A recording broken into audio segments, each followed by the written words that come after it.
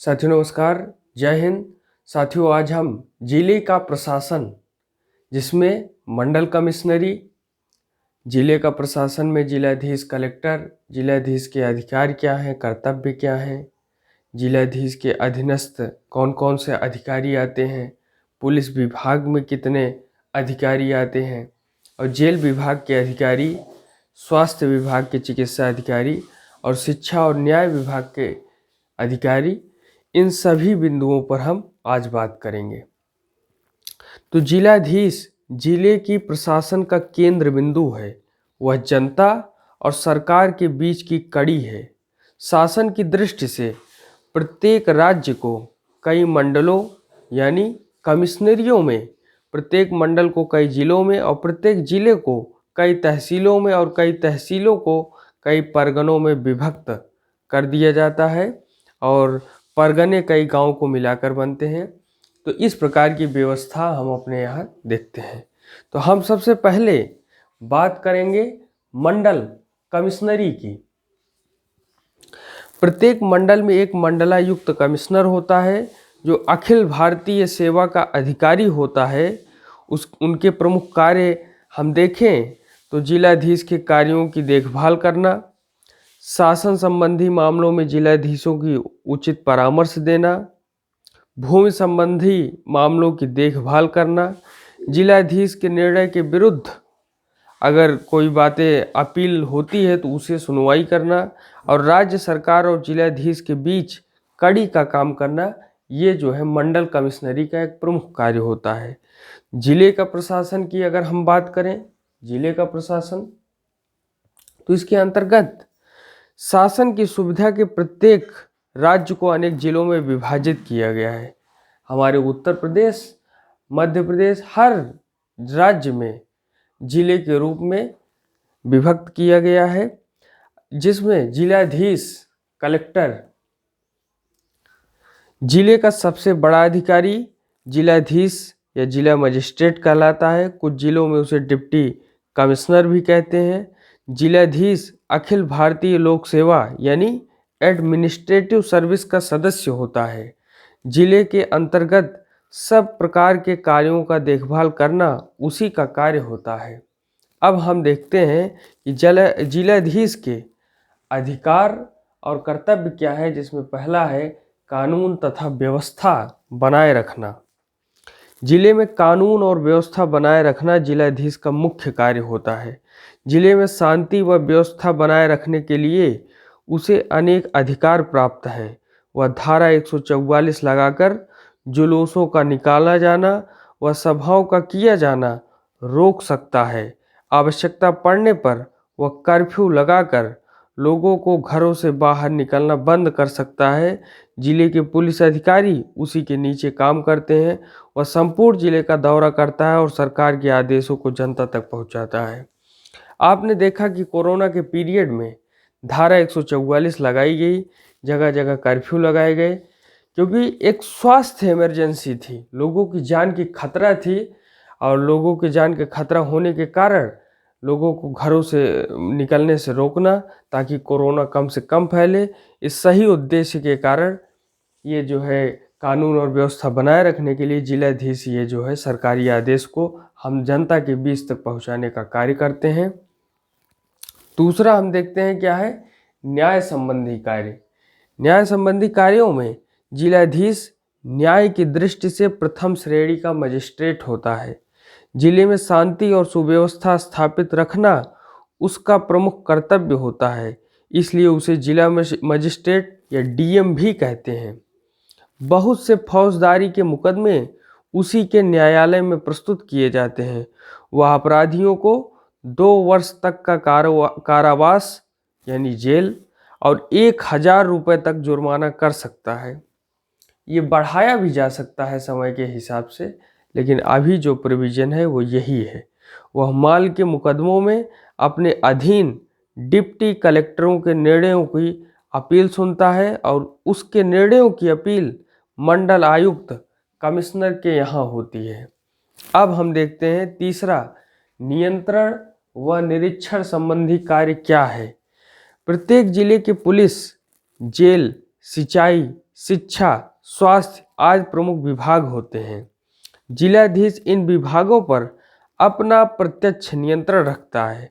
वह स्थानीय स्वशासन संस्थाओं जैसे नगरपालिका, जिला परिषद, टाउन एरिया तथा नोटिफाइड एरिया आदि के कार्यों की देखभाल करता है और उन पर नियंत्रण रखता है।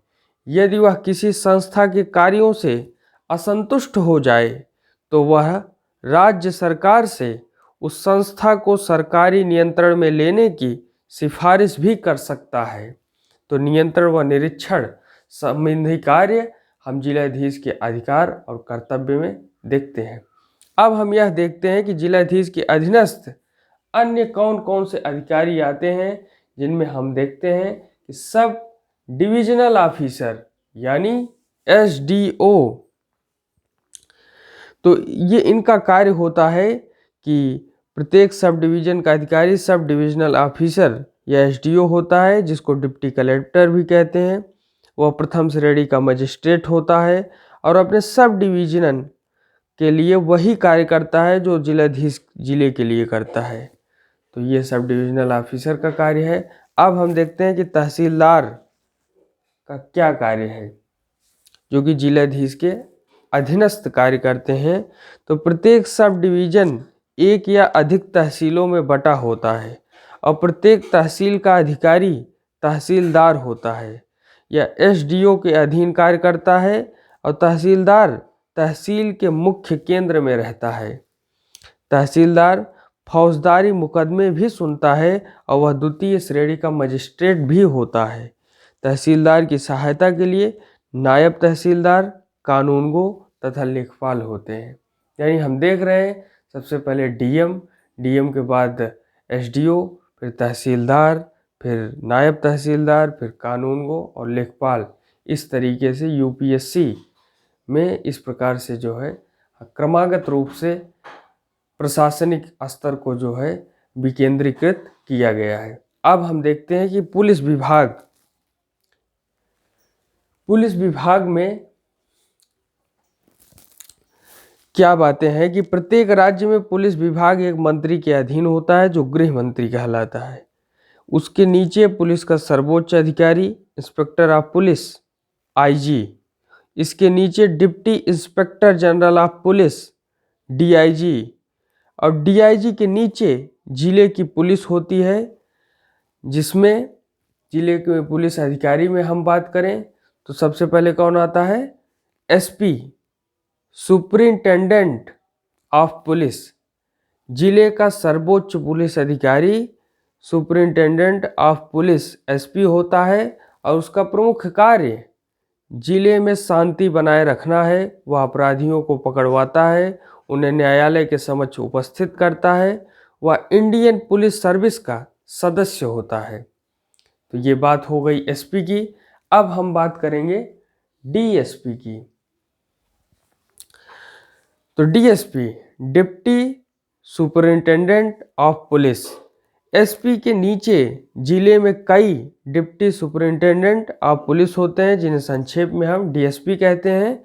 ये प्रांतीय सर्विस के सदस्य होते हैं और जिले की शांति व्यवस्था में ये एसपी की सहायता करते हैं। अब हम बात करेंगे सर्किल इंस्पेक्टर की। तो सर्किल इंस्पेक्टर, प्रत्येक सर्किल कई थानों में विभक्त होती है। थाने का अधिकारी सब इंस्पेक्टर या थानेदार होता है। थानेदार की सहायता से हम यहाँ सब इंस्पेक्टर की बात करने लगे, अभी हम सर्किल इंस्पेक्टर की बात करेंगे। तो सर्किल इंस्पेक्टर जिले को 5 या 6 सर्किलों में विभक्त कर दिया जाता है। सर्किलों का प्रमुख अधिकारी सर्किल इंस्पेक्टर कहलाता है। अब हम सब इंस्पेक्टर देखें तो प्रत्येक सर्किल कई थानों में विभक्त होती है। थाने का अधिकारी सब इंस्पेक्टर होता है या थानेदार कहलाता है और थानेदार की सहायता के लिए सहायक थानेदार होते हैं। इसके अतिरिक्त हेड कांस्टेबल और मुंशी आदि होते हैं और थानों के अधीन कुछ चौकियां होती हैं जिनका इंचार्ज एक हेड कांस्टेबल होता है और कुछ अन्य सिपाही उसकी सहायता के लिए होते हैं। और गांव में पुलिस का प्रतिनिधि चौकीदार होता है जो प्रति सप्ताह अपने गांव की रिपोर्ट थाने में देता है। इस प्रकार से ऊपर से लेकर के नीचे की व्यवस्थाएं हैं। उसके बाद कोतवाल देखें, कोतवाल का क्या कार्य है। तो बड़े बड़े नगरों में पुलिस के मुख्य केंद्र का प्रबंध एक कोतवाल के अधीन होता है, जिसके नीचे नगर के अनेक थाने होते हैं। पुलिस कमिश्नर की बात करें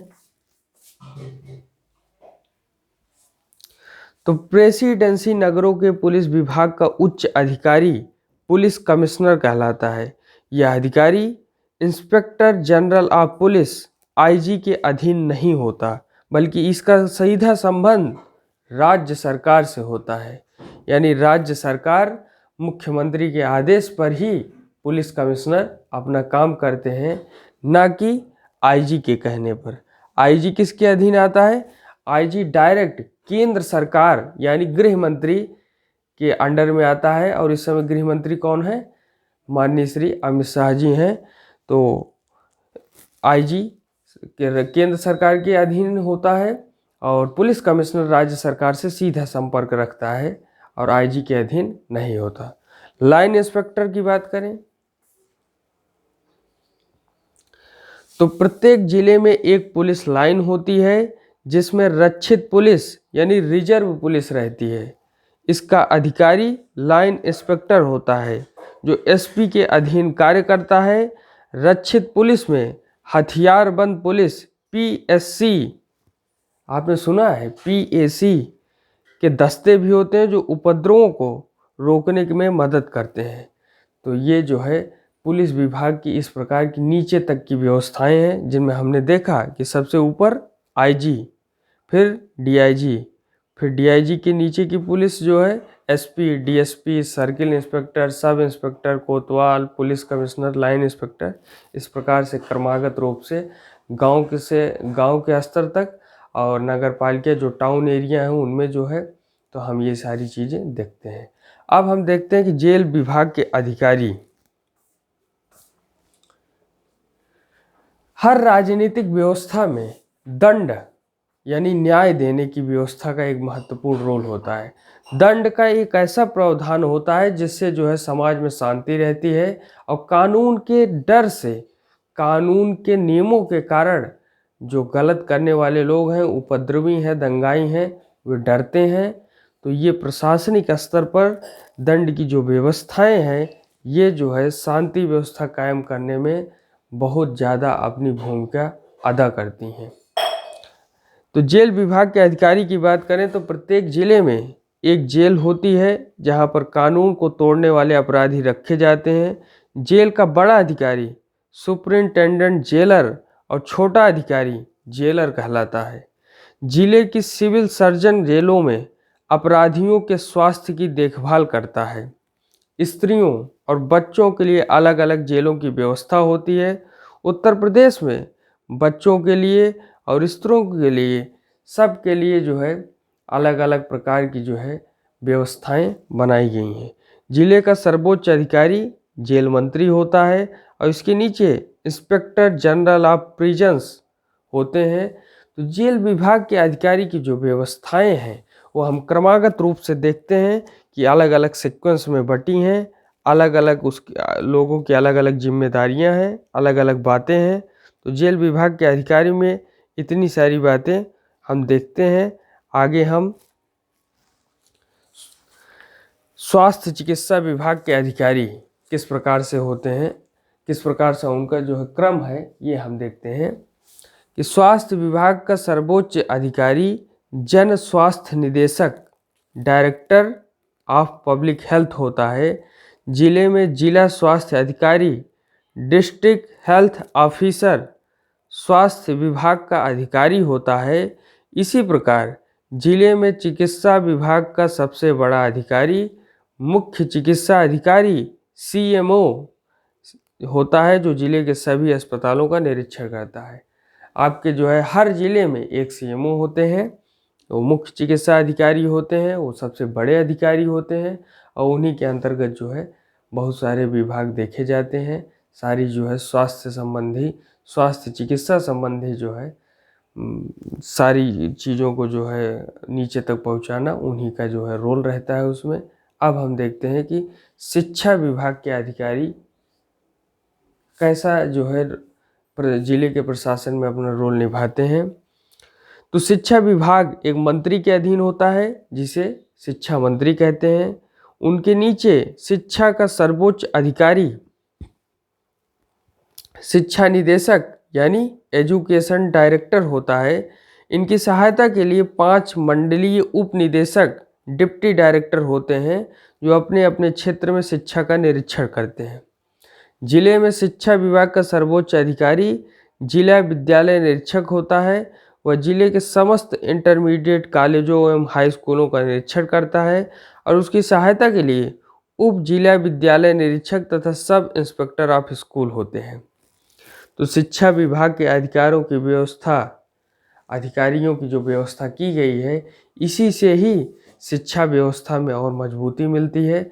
और ज़्यादातर स्कूल अगर ये व्यवस्थाएं ना स्थापित की जाएं तो शिक्षा के नाम पर जो है सिर्फ दिखावा करते हैं और सिस्टम को जो है ख़राब करने की कोशिश करते हैं। इसलिए जो है शिक्षा विभाग के अधिकारियों की जो रोल रहता है ये बहुत अहम है। अब हम देखते हैं कि न्याय विभाग के अधिकारी कि कितना बड़ा रोल है जिले के प्रशासन में। तो जिले के न्याय विभाग के मुख्य अधिकारी जिला जज व सेशन जज और मुख्य न्यायिक दंडाधिकारी मुंसिफ मजिस्ट्रेट आदि होते हैं। तो आगे हम न्याय व्यवस्था का भी विस्तार पूर्वक वर्णन किसी अन्य वीडियो में करेंगे। आज इतना ही। धन्यवाद। जय हिंद।